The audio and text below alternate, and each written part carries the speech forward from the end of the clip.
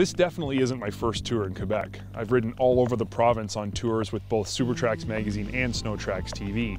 I love riding here, so every time the opportunity comes up for a trip to Quebec, I volunteer immediately. But this tour is going to be just a little bit different than anything I've done in the past. Generally speaking, when we ride in different areas than our own hometown, we have a guide or host showing us how to get around. But I wanted to see what riding here was like from the perspective of a typical rider here for a vacation with their own sleds. So I decided to navigate the route with no guide at all.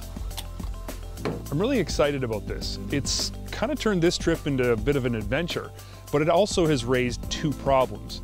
First, it's never safe to ride alone, especially if you're not familiar with the area. And second, I didn't want to get lonely being away from home out in the Quebec wilderness for 3 whole days.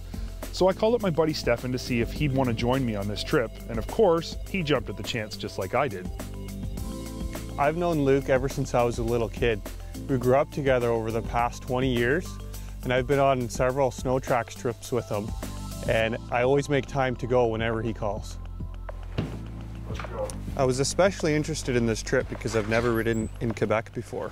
I've heard so much how amazing it is from Luke and from other friends who have been there. I'm finally glad that I get a chance to go and do this. It's nice to go out on a trip like this with a friend like Stefan. It gives us a chance to spend some time together and catch up on both of our busy lives. It's also going to be an adventure, and with no guide, the only thing we're going to have to get us where we're going is a map and each other. The ride Stefan and I are going to be doing over the next 3 days will take us from Auberge du Lac Taureau, just outside of Saint-Michel-des-Saints in the region of Lanaudier, to Pourvoir du Lac Blanc, just outside of Saint-Alexis-de-Mont, then on to Hotel Sacacomie in the Mauricie region, with a day of riding around Saint-Alexis-de-Mont area in between. I've heard a lot about the town of Saint-Michel-des-Saints. It really is a famous snowmobile town, and it's a great starting point for riders going on big multi-day tours.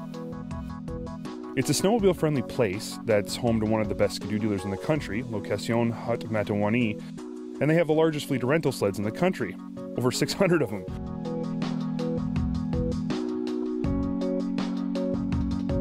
These things aren't just fan-cooled touring sleds. You can rent anything from a 2-up cruiser to a full-on performance sled like an 800 Rev XP. This may not be important to a group trailering up here to ride, but anyone who lives too far away to drive to Saint-Michel-des-Saints, they can fly in and still rent really good sleds and experience the awesome trails that Quebec has to offer. There's a lot of destinations in North America that have excellent trails, but make you suffer through subpar accommodation and food if you want to enjoy them. Auberge Lac Taureau is an amazing lodge that's made completely of logs.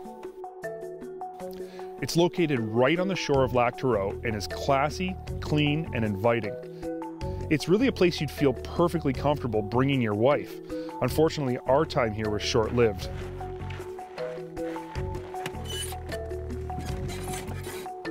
We left Lac Taureau first thing in the morning and headed for Pourvoir du Lac Blanc.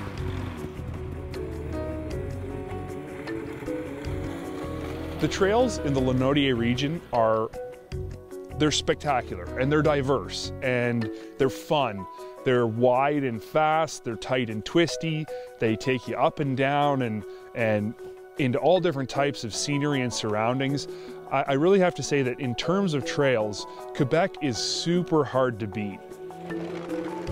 In the morning when we left Lac Taureau, we first rode out onto the lake. It was pretty sweet. And then after, we got onto some really good trails, and the trail system was awesome. They were smooth, really wide. It was a lot of fun.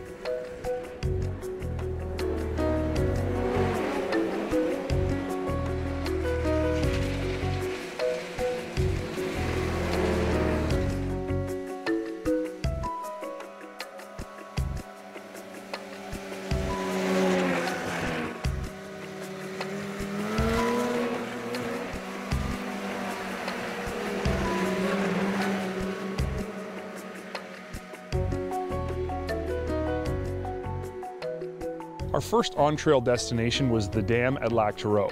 This is a really famous landmark destination in this area, and a trip to the Lanaudier region would not be complete without a ride across the dam and a time to stop and take some pictures. Our first on-trail destination was the dam at Lac Tureau. This is a really famous landmark destination in this area, and a trip to the Lanaudier region would not be complete without a ride across the dam and a time to stop and take some pictures.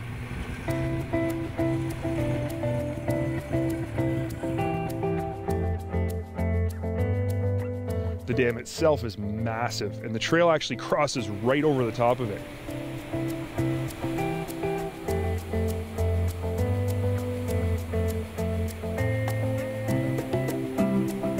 At first you think, I'm not actually supposed to go over that, am I? Then you realize you have to if you want to keep going. It's a pretty unique feature of this section of trail. After the dam, we had about 40 miles to ride to our lunch destination. Just like the trails before, these trails were smooth and they were excellent. And I think we only hit like 2 or 3 bumps the whole way. Most places I've ridden are quite flat, but here in the Lanaudier-Mauricie region, the elevation changes and the vistas are amazing. Right between Lac Tureau and our destination, Lac Blanc, lies a very unique little spot, well known to locals and local riders, but completely new to Stefan and I.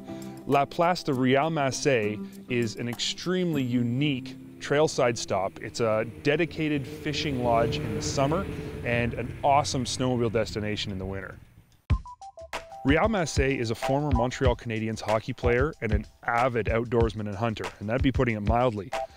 The restaurant on site was full of old sports memorabilia and hunting trophies, and more importantly, the food was really good. Stefan and I took the opportunity to relax for a bit over some hot chocolate, but before we left, we had to get a tour of Rial's trophy room. I've never seen so many animals in one room before. This guy has hunted all over the world. It was really neat, and if you're riding in this area, this is a must-do.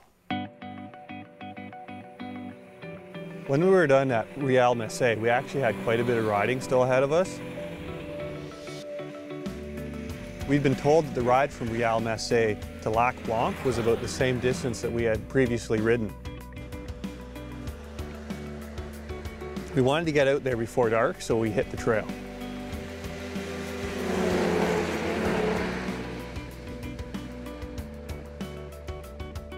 As we got closer to the Mauricie side of the authentic Quebec tourism region, the trail started to get a little bit tighter and quite a bit busier.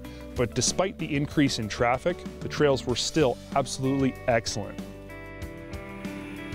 In this region, there aren't really a lot of small towns between the small towns. So once you leave your lodge or lunch stop, you're not likely to hit another gas station before you actually get to your destination. So make sure you're full of gas before taking off. There really aren't a lot of intersections on these trails either. You literally get on a trail and ride for 30 or 40 miles. So getting lost around here really isn't a big issue. By the time we rolled into Poivrier de Lac Blanc, we were pretty tired. We'd ridden over 150 miles, and we were looking forward to just shutting down for the night. From the looks of things, Poivrier de Lac Blanc was a perfect place to do exactly that.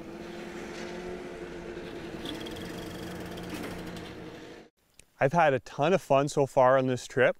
I've had a chance to experience great food, awesome riding, and really good lodging. But from what I've heard about this next place that we're going to be going to, Hotel Sakakomi, it's going to be absolutely amazing. We decided to take a bit more scenic route to get from Lac Blanc to Hotel Sakakomi. The trails around the town of Saint Alexis de Mont are equally as well maintained, and as all the other places that we've ridden, were definitely the tightest and most windy of the trip. Well, I really liked the hydro lines and fire roads and fast open sections we rode on day 1 and 2.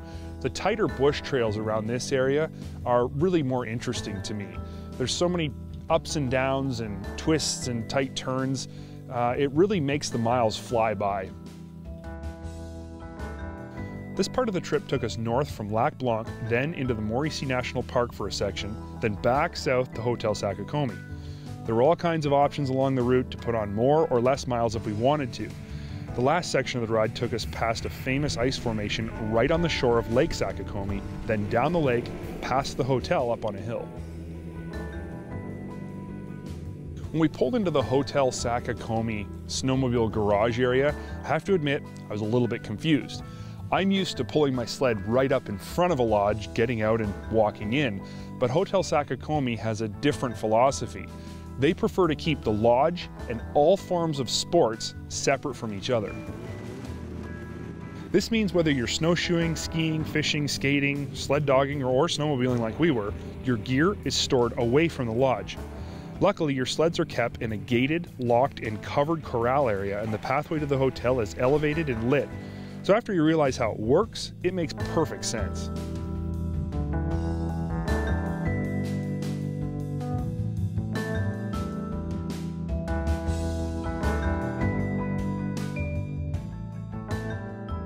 When we first entered the hotel, I was really impressed.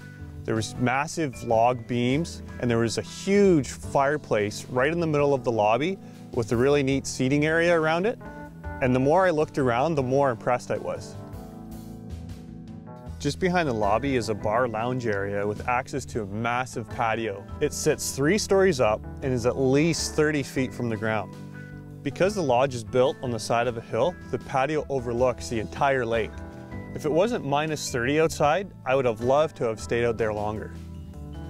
The patio area completely surrounds the dining room, so while you're eating, you can get this great view looking out over the lake.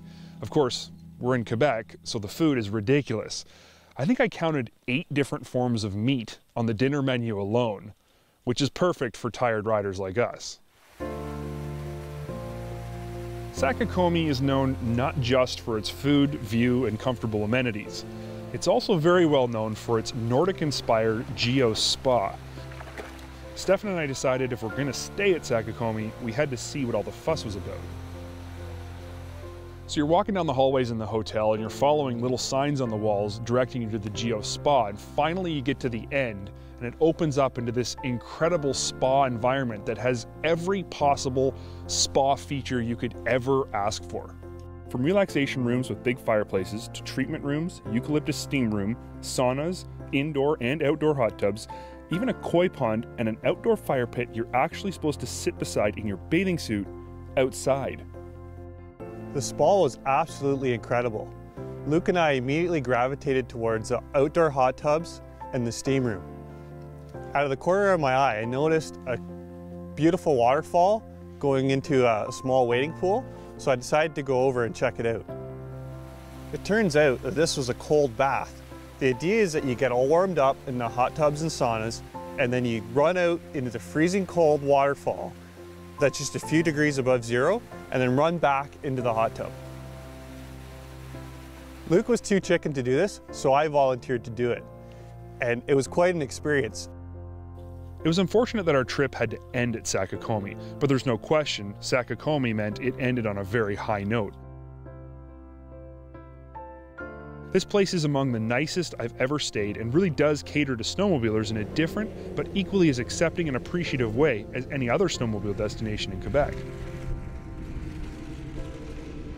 On this trip, Stefan and I have seen and done things you can really only see and do in Quebec. We've experienced different food, different accommodations, and a whole different culture. I think we've really seen the best Quebec has to offer, and I know that we'll both be back. I think if you're looking for something different than what you're used to, you really should check out the Authentic Quebec tourism region. It definitely has what you're looking for.